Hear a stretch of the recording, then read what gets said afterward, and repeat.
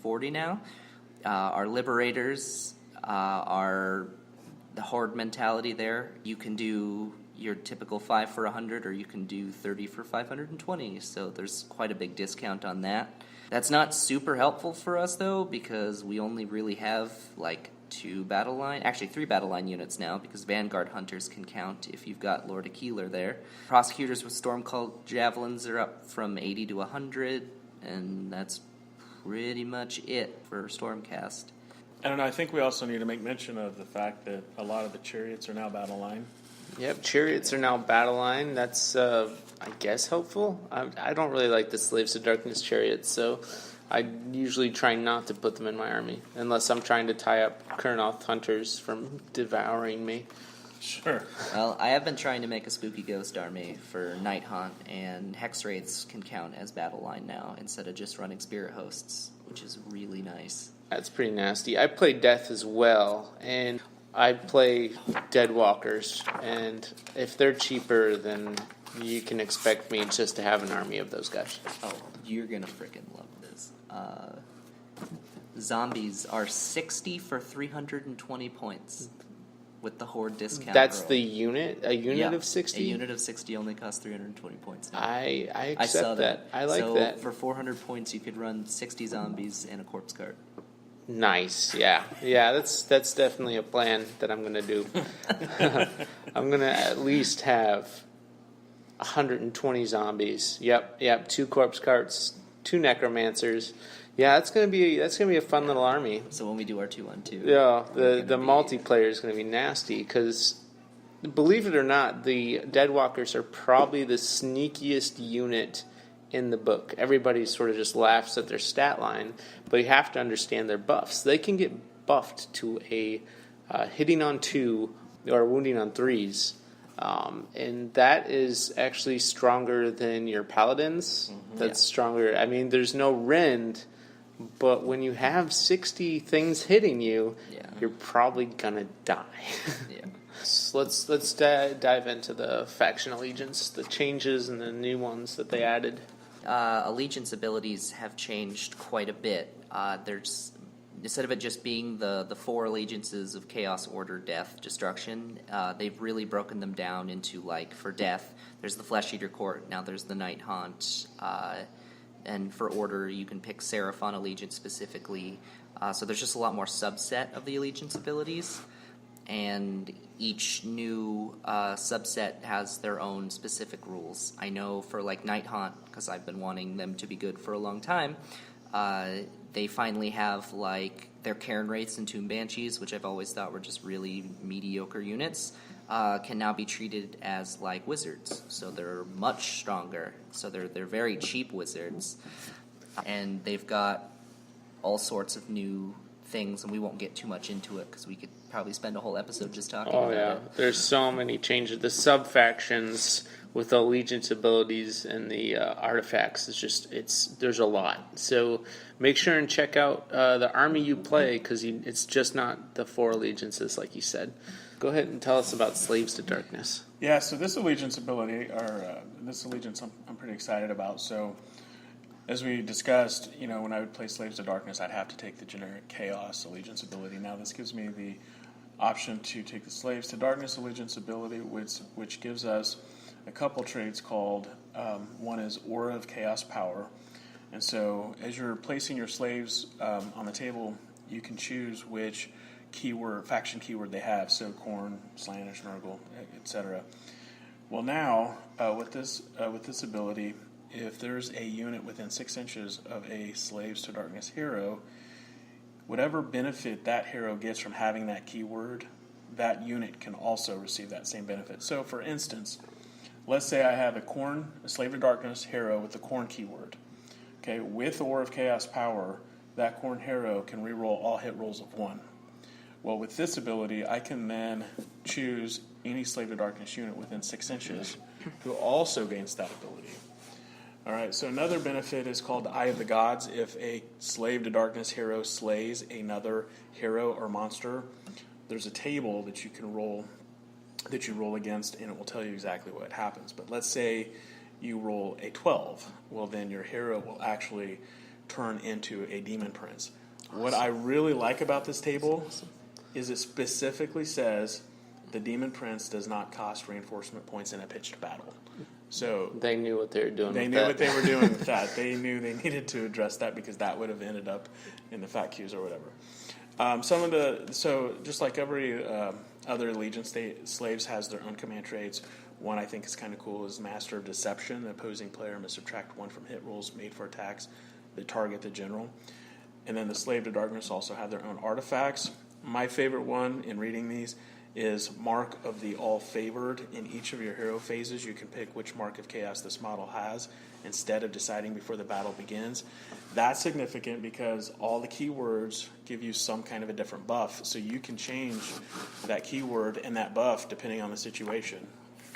They actually did the same exact thing for the Chaos Space Marines Codex on the 40k side. So you can choose, after you put down your players, what mark they have. Is this based on turn, though? Can they change it each turn, or is it just you could put them down? It says in each of your hero phases. Wow. So every phase you can say, well, this phase I really want to do corn so I can reroll hit rolls, but then maybe in the next phase you're surrounded and you say, well, maybe I need to do Zinch so that I can reroll save rolls of 1. But then also keep in mind, whatever mark you take, again, with Order of the Chaos Power, you can then bestow that upon other slave units within 6 inches. So it's kind of a cool synergy there. That is pretty potent compared to the 40k version. Okay. That's pretty potent because I think it's just at the beginning of the battle for them, they have to spend command points to have their mark chosen. Okay. Yeah, and I guess, so it's just something else to point out. I think I read an article somewhere that said if there's a faction that doesn't have its own allegiance abilities in this book, in the Generals Handbook, then that's a key indicator that at some point in the next year, that faction will be getting its own battle tome. And one of those factions is Nurgle. Yeah, Nurgle. So watch out for the release of a Nurgle battle tome coming soon near you. With the new Generals Handbook 2017, what changes are you going to make with your army? That's a fun question. Yeah. That's a fun I question. thought it'd be good. So I'll go. I'm excited to talk about this. I went out and bought another box of Mighty Skull Crushers. There you go. I'm going to, with the reduced points, I can take the Lord of Khorne on Juggernaut. I can take 7 units of Skull Crushers. Holy crap. Which maxes out the battalion, right? Yep. For 1,300 points. That's pretty cheap. And so if I'm playing a 1,500 point game, I'll, have 200 points to use as allies or Blood Secretor or something. In a 2,000 point game, that still gives me 700 points to do the Gore Pilgrims, which, we've talked about in a previous podcast. So that's one thing I'm excited about. What about you, Nick? Honestly, there's not a whole lot of change to Stormcast. Yeah, I might take another unit of Liberators, or maybe another Stormcast hero. Why not? But otherwise, one of the big problems I've always had with Stormcast is our battle lines are really... We pretty much only have Liberators and Judicators, and then now Vanguard if you have a Lord of Healer, which I don't run normally. So, yeah, not a whole lot of change for me. You're going to have to try something new. Maybe. Maybe, perhaps. Let's go ahead and transition to cooldown. Let's just have our final thoughts on the Generals Handbook 2017. What are you excited about? What are you looking forward to? Yeah, I really like the changes. So my group, we're excited about the new points with Horde. If you max out a Horde. Very excited about the ally points, which we talked about. And some of the new ways to play multiplayer look really fun. So, Same. I really enjoy reading the book and just seeing all the new changes. And I'm really excited for Siege Warfare. And I think Triumph and Treachery is great for just a friendly game of who can... outscrew the other person. which is what Agents of Mars That's all what it's about. all about. Yeah. And yeah, I'm excited to see the changes in most of the other factions. I'm really excited that it had a section just for tournaments and leagues. So that gives me a better layout of how I can run it and what I can do differently. I'm really just pumped to get into multiplayer, because before I was just making it up as I went. Right. But now I actually have guidelines and a way to create an even smoother playing multiplayer league. So I'm pretty stoked about that. So I think episode 2 you were on, and then episode 5 you were on. A challenge was put down, and we have yet to see who can best each other. When is this going to happen? Are you guys going to throw down? What's going on? I'm really okay with that. Cool throwing down. Give me a date. Oh. Give me a time. wants a I want date. 2,000 points. I want this to be an event. I want a bat rep. I want trash talk. I want it to go down for real. October 7th, we have someone challenged our gray knight build. Someone challenged us and said he had something better. And so we challenged him to a tournament-style challenge where he doesn't know what he's going up against. And we're just going to do a base tournament build. We're not just going to make a build just for Grey Knights. We're going to do a base tournament build. And we made an event just for him. We're going to do a bat rep and everything. And that's going to be exciting. But I want this to happen too. I want to see who can throw down harder. Because you said chaos with your mortal wounds. You're going to just wreck face. You're going to go through them. You said, it's okay. So I want to see who can back up. I think I can make the 21st work. October 21st. October Should be 21st. able to make that. Otherwise, I would have to go into November. That's fine too. Look at your schedules, and then for right now, possibly October 21st, 5 days after my baby's born. Oh, nice. So I might make it. Is that a Saturday? That's a Saturday. I can make it because, the parents are coming in town, family's coming, friends are coming. I'll just be like, hey, you watch the baby. I'm going to go. So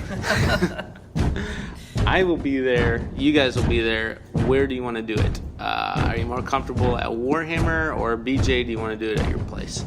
We can do it at my place because it's a lot more comfortable. Just saying. He has a man cave set up that is I have unbelievable. an 8x4 table with comfy chairs, a refrigerator, a bathroom. 21st August, his house. All right, it's down. It's planned. All right, everybody. That's this episode of Stratagem. Thank you so much for listening. If you'd like to follow us or listen to all of our episodes, go to iHeart.com and then search Strata-GYM. You can also find us on Spreaker. Just search my name, Andrew Freeman. You can join in the fun and throw down your gauntlet. Throw down some challenges. Tell us we're full of complete bullshit, and challenge us to a duel. Why not? Go to facebook.com/STRATAGYM podcast. PODCASTS. And join in the fun and challenge our builds. We're not 100% right. This is just what we feel. It's an opinion. This is a game, and you can play it in many different ways. So if you have a cool way of playing your army, we will accept that challenge and beat your face in. Bye! Oh, that'll be fun. Oh, I'm looking forward to it. I hope we get more challenges, because